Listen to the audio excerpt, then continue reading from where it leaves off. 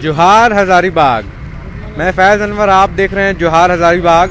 अभी मेरे साथ नरेश सिजापति हैं। नरेश सिजापति जो गुजरात से निकले हैं और टारगेट है 5100 किलोमीटर पैदल चलना।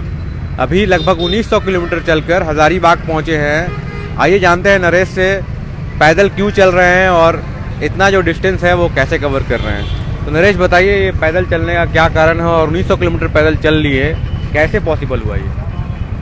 तो मैं मुंबई से पैदल यात्रा चालू किया था और मैं प्रवासी जो मज़दूर होते हैं या मज़दूर जो होते हैं, हाँ, उनके लिए पैदल यात्रा कर रहा हूँ। तो इसमें हम लोग स्पेशली सोचते हैं कि जो प्रवासी मज़दूरों के हक अधिकार हैं, उनके सम्मान की बात कर रहे हैं, उनके मिनिमम वेजेस की बात कर रहे हैं और हर जगह पे घूम रहे हैं। और जहाँ पे भी जाते हैं वहाँ पे मज़दूर चौक पे मज़दूरों को उनकी प्रतिज्ञा याद दिलाई जाती है, उनके कर्तव्य के बारे में बात की जाती है, उनके जवाबदारी के बारे में बात की जाती है। हाँ। और उसके बाद में दूसरी जिलों में जाते हैं।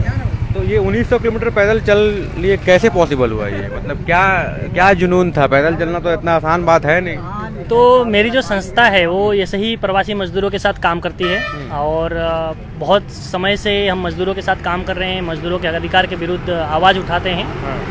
और मुझे ऐसा लगा कि मैं सिर्फ सिटियों में मज़दूरों के बारे में जानता हूँ, मुझे छोटी छोटी शहरों में भी जाके मज़दूरों की समस्याएं समझनी चाहिए और मज़दूरों के बारे में जानना चाहिए, वहाँ की समस्याएं क्या होती है वो समझनी चाहिए। यही सोच के मैंने 39 दिन पहले मुंबई से यात्रा चालू की थी। और मुंबई से? हाँ, मुंबई से यात्रा चालू की थी और आज यहाँ पहुँचा हूँ। और मैं हर रोज़ 40 किलोमीटर के आसपास यात्रा करता हूँ। और हर दिन कितना बजे निकलते हैं और 40 किलोमीटर जो ट्रैवल करते हैं कैसे? मैं ज़्यादातर हर रोज़ सुबह 8 बजे आ जाता हूँ, 5-6 बजे निकल जाता हूँ कहीं से भी जहाँ पे भी मैं बैठा हूँ। और वहाँ से सबसे पहले मैं मजदूर चौक पे ही जाता हूँ। जैसे आज मैं मजदूर चौक पे आया हूँ। तो आज कहाँ पे आए हैं? हज़ारीबाग के कुर्रा चौक? आज एक कोर्रा चौक है ऐसा बोलते हैं, यहाँ पे भी कुर्रा चौक में है और यहाँ पे मजदूरों की समस्या हम लोग पूछेंगे और जानेंगे क्या है वो समस्या। और नरेश जो लेके निकले हैं, जो मिशन है वो तो कैसे, मतलब दिमाग में कैसे आया कि पैदल चलना चाहिए।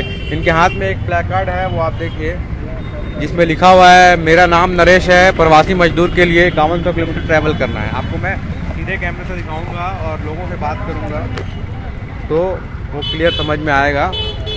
ये देखिए, नरेश है, मेरा नाम नरेश प्रजापति है, मैं प्रवासी मजदूरों के लिए भारत के 10 राज्यों में 5100 किलोमीटर पैदल यात्रा कर रहा हूं, क्योंकि प्रवासी मजदूर सम्मानजनक जीवन जीने के हकदार है। फिर इनका वॉक फॉर माइग्रेंट जो है ड्राइव है वो चल रहा है। तो ये बताइए, जो आप इतना ट्रैवल कर रहे हैं इसमें किस चीज़ की ज़रूरत है? बाइक है, साइकिल है, उसमें तो हम लोग समझते हैं पेट्रोल लगता है, साइकिल में साइकिल का टायर ख़राब होता है। आपको क्या प्रॉब्लम होता है?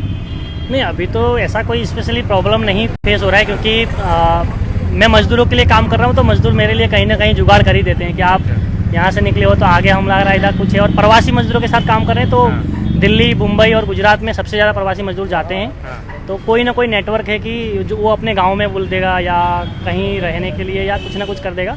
तो अभी ऐसी कोई स्पेसिफिक ज़रूरत नहीं है, लेकिन मैं ये चाहता हूँ कि प्रवासी मज़दूर खुद जागरूक हो जाए, हक अधिकार के प्रति जागरूक हो।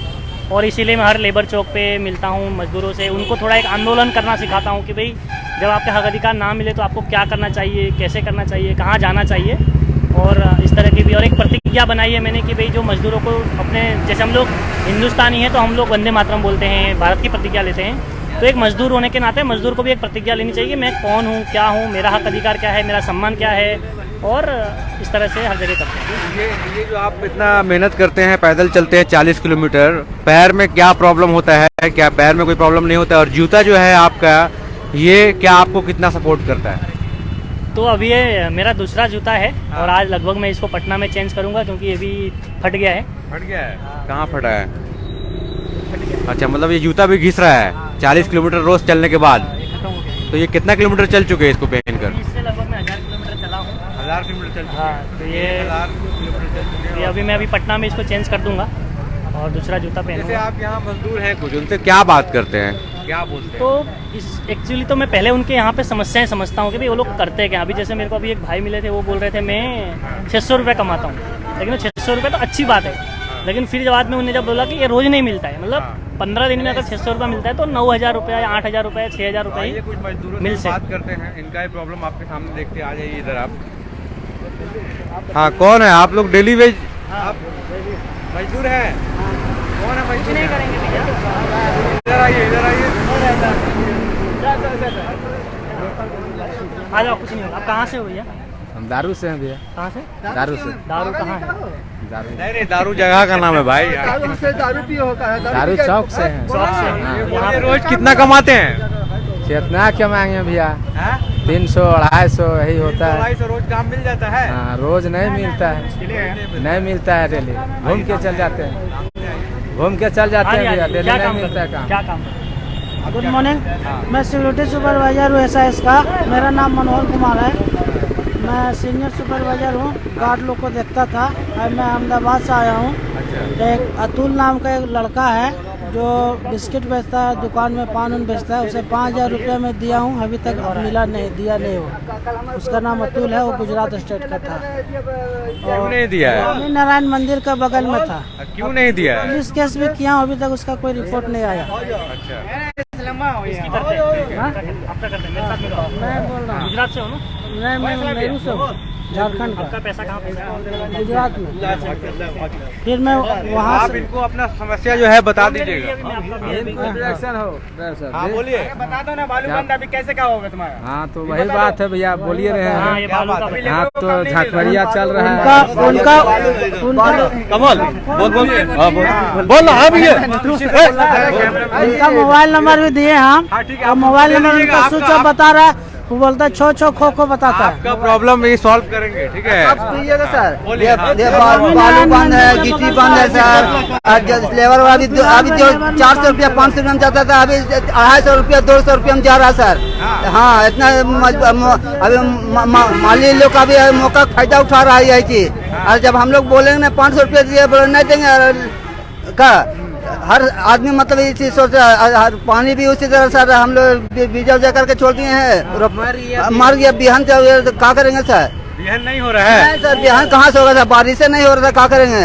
इसीलिए अब भूखा मरना है सर। और क्या करेगा? भूखा नहीं मरेगा तो सब डाका डालेगा, अब यही आ गया सर। क्या करेगा सर? क्या पेट पालना पड़ेगा, कोई बाल बच्चा के कोई तरह हम लोग सर।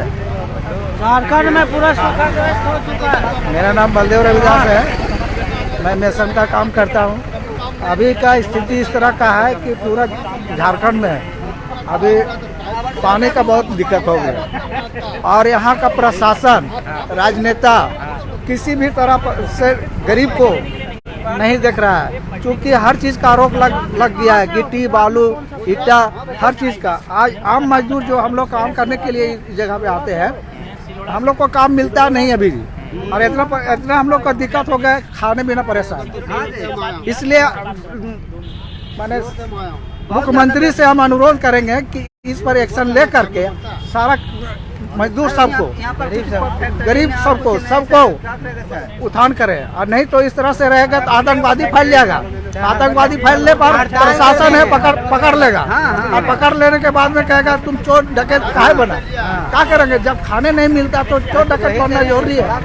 आज तो देखिए स्थिति बहुत खराब हो गई है। जिसका नहीं पैसा है, जिसका एथी है, वो कराइए रहा। गरीब आदमी मर रहा है बिना खाने पीने से, एथी करने से। देख रहे हैं बालू गिर रहा है, चुप्पा चोरी बड़ा बड़ा आदमी गिरा रहा है। छोटा आदमी घर कैसे बनाएगा, कैसे क्या करेगा? आप ही बताइए, है कि नहीं भैया? चलो हम लोग का काम नहीं मिल रहा है। काम कब से नहीं मिला? बहुत दिन हो गया, बालू से इस तरह हो गया, तब से हो रहा है। 1.5-2 महीना से हो गया, 3 महीना से बालू के अथी हो गया था। घर कैसे चल रहा है? घर चल रहा है, कोनो तरह तीर खींच के चला रहे हैं। टाप टिक पनो काम करते हैं तो मुख्यमंत्री को एक्शन लेना चाहिए, क्योंकि गरीब का झारखंड हम लोग जो है जीते खाते मजदूरी करते हैं, और मजदूरी करेंगे तभी हम लोग का जीविका पालन होगा। अब इस तरह से नहीं एक्शन लेते हैं तो बताइए कि हम लोग कैसे जिएंगे और रहेंगे, परिवार कैसे पालन नहीं, जब तक देखिए, जब तक आप नहीं बोल सकते ना। हाँ, तो इनका प्रॉब्लम जो है, ये जो प्रॉब्लम है कैसे सॉल्व करते हैं?